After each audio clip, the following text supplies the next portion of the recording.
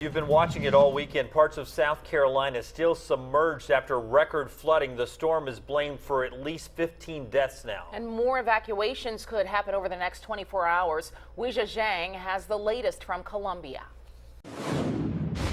The sun is shining in Columbia, South Carolina, but it could take weeks to dry out after historic and damaging rainfall. The next 36 to 48 hours is going to be volatile.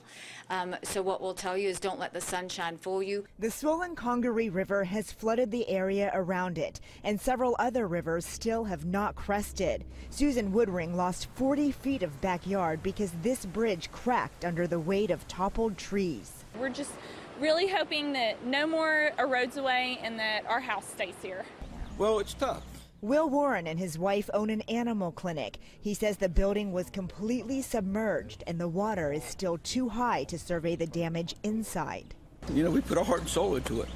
After today, there's numerous people that work there and in other businesses within Forest Acres that don't have jobs. Families across the city are doing whatever they can to clean up, but right now tens of thousands of homes are still without water.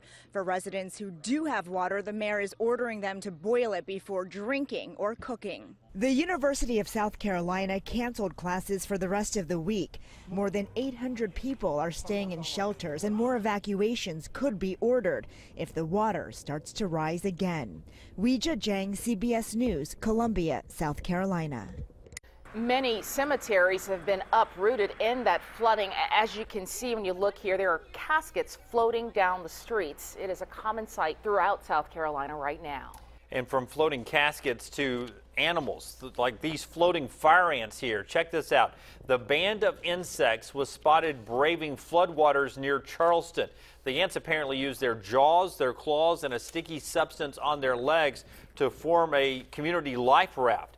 Their exteriors are already water repelling, but they can't repel predators like fish. They suck down the ants one by one from underneath the water. Those ants, that big massive ant colony there, its goal, make it to dry land and rebuild. Stay with WIAT 42 and the CBS Evening News for the latest on the flooding in South Carolina. It begins immediately after this newscast.